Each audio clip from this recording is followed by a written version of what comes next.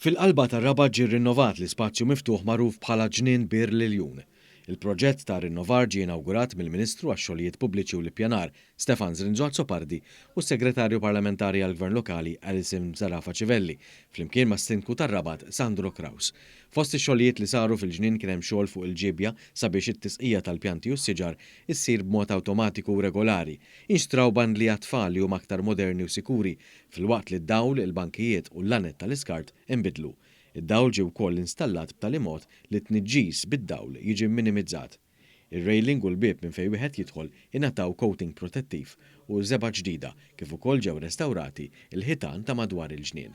Is-Sindku tar-Rabat Sandro Kraus qal li wara snin ta' telqa dan il-ġnien issa jista' jerġa' jibda jitgawda min-nies. Dan hu spazju miftuħ li qed nirregalawh lura lill-lokalità tagħna, l-lokalità tar-Rabat, bħala kunsill lokali qed ninvestu ħafna flus biex dal-ġnien jitgawda mit-tfal tagħna. Il-Ministru Zrinġozzo Pardi ringrazzja lil ħaddiema tad-Dipartiment tax-Xogħlijiet Pubbliċi għax-xogħol li jagħmlu flimkien mal-ħaddiema tal-Kunsill Lokali sabiex dan il-ġnien issa jista' jitgawda mill-pubbliku.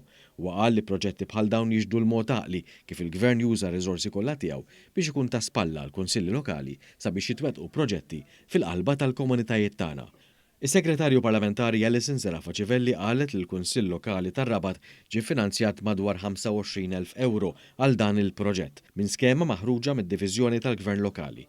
Hija fakret fl-impenn tal-Gvern li jibqa' jalloka l-finanzi lill-qasam tal-Gvern Lokali għax għandu fiduċja sħiħa fil-Kunsilli Lokali sabiex iwettqu aktar inizjattivi u jimplementaw proġetti favur il-lokalitajiet u r-residenti.